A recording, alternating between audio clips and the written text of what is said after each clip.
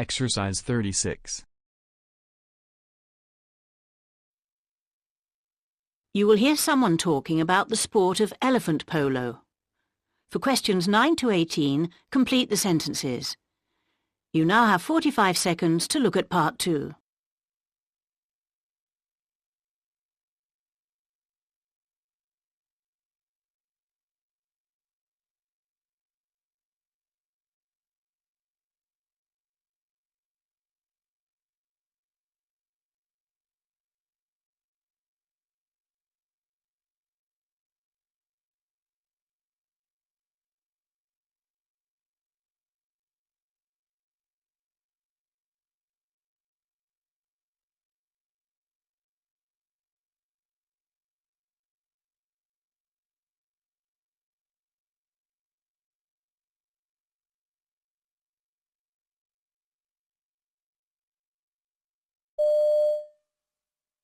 Of course, polo is normally played on horses, and it's a very fast game.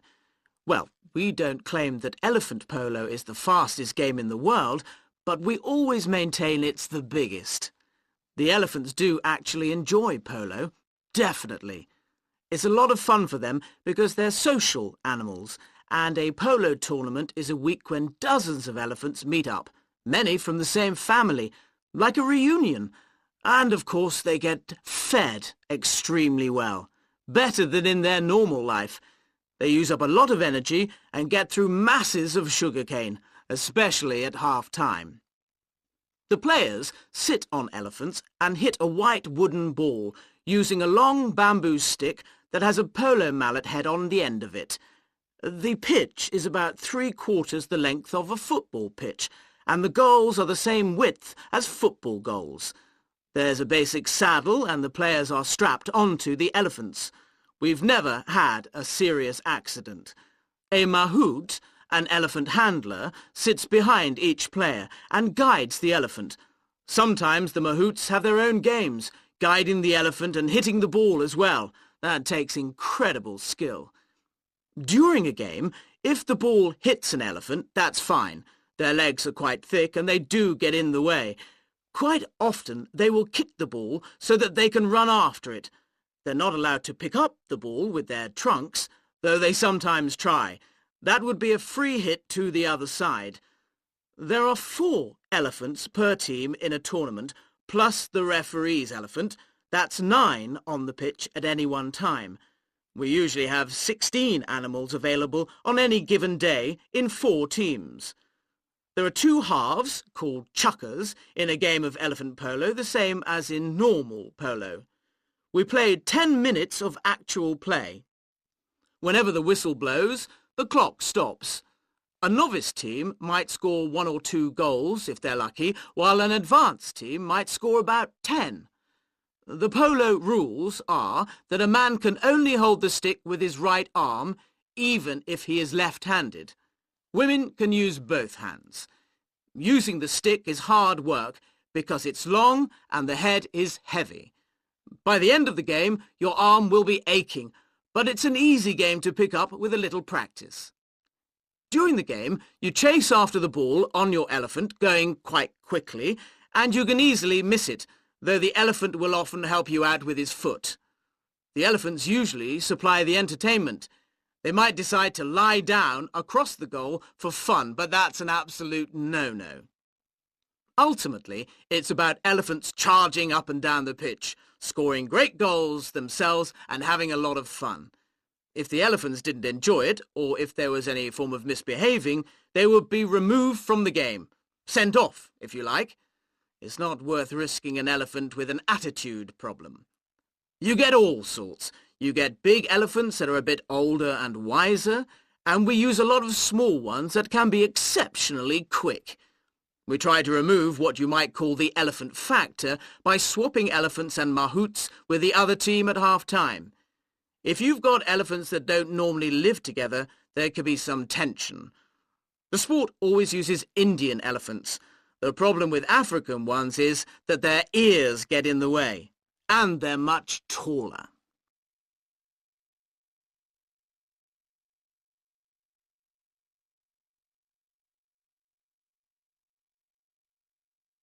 In the exam, you will hear the recording twice.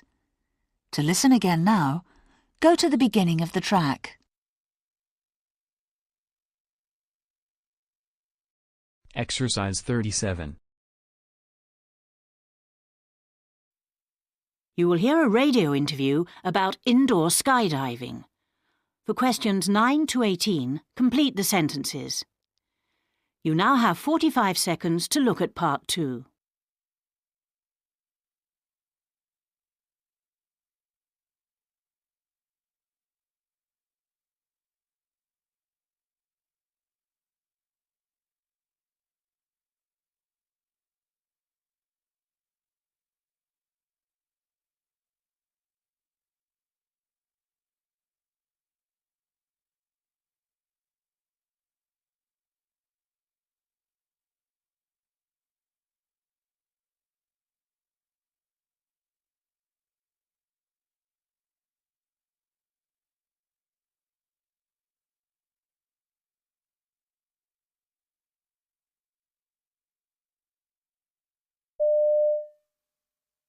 OK, now we come to our regular spot on extreme sports.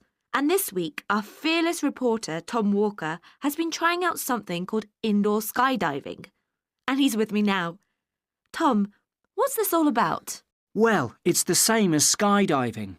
Jumping from an aeroplane and free-falling through the air without opening your parachute for some time, except that you do it in an indoor wind tunnel.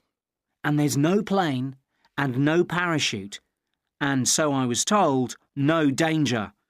So it gives you a taste of doing an extreme sport, but it isn't quite so extreme. Right. Now, where did you do it? I did it in a vertical wind tunnel at an adventure sports centre called Runway. What exactly is a vertical wind tunnel? Well, it's a tunnel that gets filled with air. The air is provided by 4 enormous industrial fans, of a kind that usually provide air for underground systems. These fans produce a column of air that rushes through the tunnel from below at more than 160 kilometres per hour. When you're in the tunnel, you float on this air. The machine has been described as being like an enormous hairdryer. It allows you to fly as if you had fallen from a plane, but you are only 2 metres off the ground. And it's completely safe, is it? Yes. There are bars across the top of the tunnel to stop you flying off, up and out of the tunnel. The tunnel is 4 metres wide and has glass walls. The only small problem you might have is that you keep bashing into these walls. But you're not really going to hurt yourself a lot by doing this. The only injuries you are likely to get are sore elbows and knees. In fact, it's so safe that the centre is open to anyone over the age of 4. In America, where the idea was invented by the military in 1994, pensioners in their 80s regularly have a go. Wow! So how did you get on when you went there? Well, when I got there, I watched the training instructors running through their routine. They were doing all sorts of moves in the tunnel, such as barrel rolls, something they call helicopters, spinning on their heads in mid-air, and backflips. Watching them do all that before I went into the tunnel left me feeling a little anxious, even though I knew the tunnel was safe. And the roar of the electric motors that power the fans, like a plane taking off, and so loud you need earplugs, added to my fear. What happened when you went into the tunnel? Like all beginners, I was given a couple of 2-minute sessions in the tunnel, which seemed short, but since the average free fall from a plane lasts only 1 minute, you realise it is more than plenty. Held down by my instructor, I floated in the position I was told to keep to, with my hands out in front of me as if I was holding a ball of air for the whole session. The only time he had to correct me was on the occasions I threatened to fly out of reach or, as if by instinct, disappear out of the entry-exit door. Sounds exciting. Yeah, it's great fun. In fact, the person who came up with the idea and set up the centre calls it a smile machine, because nobody can go into the tunnel without smiling. So you recommend it? Yes, it's just like real skydiving, except that you don't have the view, or the expense. And it's good both for beginners and extreme skydivers. In fact, in some places it has developed into its own sport, known as body flying. There are already competitions in that sport. Thanks, Tom. If you want to find out more about the wind tunnel, please click on our